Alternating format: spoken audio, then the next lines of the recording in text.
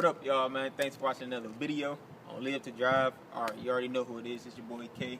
And today I'm showing y'all how to buy a car. A used car, anyways. Alright, so got this truck behind me.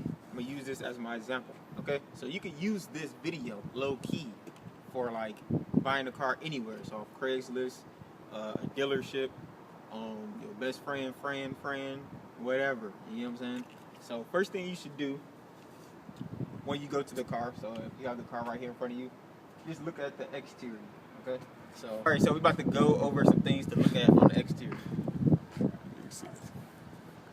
For example, this is the exterior here. So what you would look for is any body damage, okay? So any pretty much evidence where that it was hit and it was repaired and repaired badly. Like sometimes you can get a car with a rebuild title that means kind of like a fender bender or something like that, and I'm using that for example, and it was repaired professionally. But in other cases you can come across cars, people hit it in the backyard, you know what I'm saying, put Bondo over it, try to sand it down and repaint it. Yeah, no, that's the hood way of doing it. That's not what you want when you're going for, or when you're buying a car. Alright, other than that, you should always like look at the tires, try to look at the rotor, and try to look at the brakes. As you can see here, this tire is covered in a lot of brake dust and a lot of just rust periods, kind of like a alloy rim, so they prone to do that. But as you can see, well, I don't know if you can really see, but if you can see, the rotor is kind of have a little bit of rust spots and stuff. It's starting to have rust on the surface.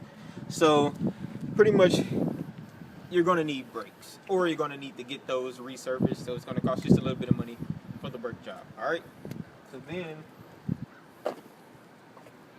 make sure you look around the whole car. So that was the driver's side, look at the front, look at the passenger side, you know what I'm saying, check out the whole car. After you look at the exterior and it's good enough for you, you like what you see, check out underneath the hood. I already got the hood popped, so we're about to do that.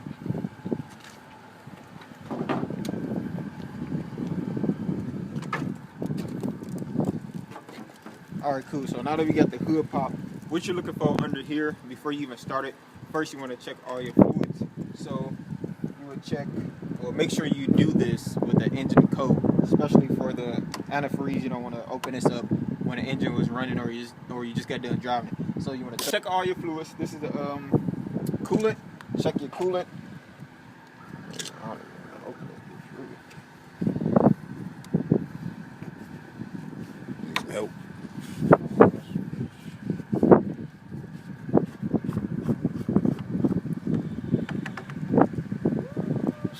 It's a green color, if you can see in the inside of there. That's good. That's what you want. You want a green color or orange, kind of reddish. It depends on the antifreeze they use for your type of car. Okay, so that's good. You always want to check your oil. Make sure this cap is on there. Okay, always want to check your oil, your antifreeze, your brake fluid, windshield wiper fluid, all type of fluids, man. Make sure everything is good, level, is no leaks, anything like that, and it's not over full, especially the engine oil. Some other tips when you check it underneath the hood, you know what I'm saying, the engine oil, if you look at it, and if it's super black, which this is not really, but if it's super black, kind of like a dark chocolate or a very dark charcoal color, then the engine pretty much been working hard, the oil is bad, you know what I'm saying. You take the oil cap off, and this is pretty dry, but if you see any color besides oil color, so blue, that mean they could put like some type of fluid in there to stop the engine from knocking or something. If you see white, that mean one of the heads can be bad, you know what I'm saying. If you see like a milky brown color, I mean you can have a valve gasket leak, you know what I'm saying. Symptoms like that you don't want, okay? So after you do that, you know what I'm saying, you always want to make sure that's closed, start the car up, of course. But before we start the car up, I want to just go over the interior with you guys. So when you looking for your new car or whatever, of course you want to be comfortable in the inside of your car because it's going to be your new car. So what you want to do, make sure all the features work, all the features that, you know what I'm saying, comes with the car. So the windows, make sure that works. This has heated seats, so make sure that works. This has memory seats, so make sure that works. Make sure it locks and unlocks with your key fob here, which it does, and also with the functions on the door. Alright, so that's just the door. Other than that, make sure if you have power seats like this chair is, make sure it work back and forth and back, up and down, you know what I'm saying? Then you have automatic headlights, you have fog lights, make sure all the functions on that. The model has functions on the radio, has functions on the steering wheel, so make sure all the functions work. All you have to do is take the key, cut it on, and then just play with the functions pretty much. And then you want to also check your odometer. Okay, so now if you come across a car that has, let's just say, 125,000 miles on it, right? And you like, oh yeah, that's a good deal. You're probably going to pay, I don't know, let's just round it like $2,000, $2,500, $3,000. All right. So what you want to do is you want to look in the inside of the car to match the mileage. So what that means, if the car has 125,000 miles and the steering wheel looks like it's super worn down and it looks like pretty much the steering wheel got like 200,000 miles on it, or people gripping it, and then it just pretty much get wore down. I'm pretty sure y'all know what a wore down steering wheel looks like, or the floorboard got holes in it from the acceleration pedal hitting it, you know what I'm saying, consistently.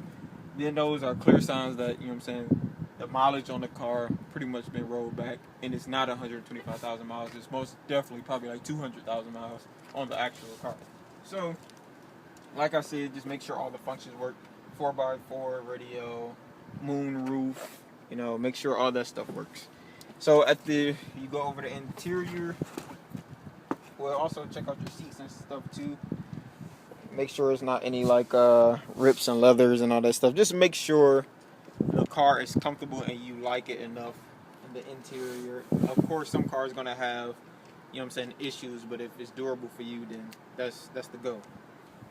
So after you're done with that, start the car up, let it run. If it's been sitting for a while, or if you just got there, just let the car run and let it come to operating temperatures before you pull off.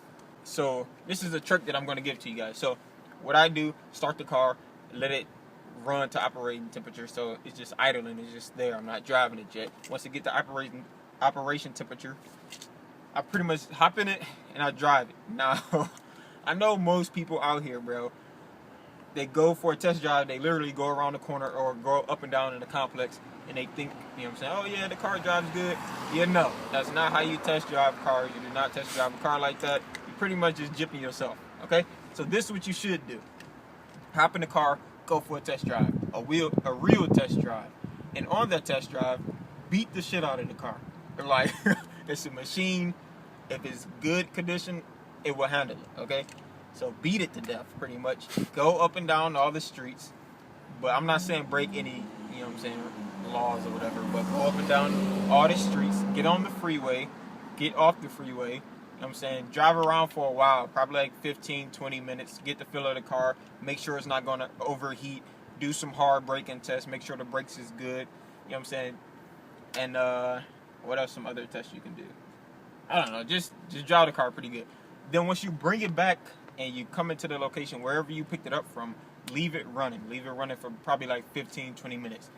With that due time, if it has an overheating issue, I guarantee it will start to overheat because the car is just sitting, it's idling, the temperatures keep rising, and it's just going to overheat. You know what I'm saying? And then once you get it to a level surface, you can also check underneath the car to see if there's anything leaking. And also, number one thing you should do always is take it to a shop or a professional and have them check out the car thoroughly before you even buy it. So, it might cost like $50 and up, but at least you would spend $50 and it'll save you from buying the car. You got to put $2,000 into it. You know what I'm saying? So, always go get it checked. I don't care if you're buying it from a family member, off of Craigslist, or from a dealership, because a lot of dealerships, You know, they just go to auctions like everybody else. So always get that checked out by somebody. You can always go up to a shop and they can do it for you. Alright, bam, y'all. So there you go. That's how you buy a used car.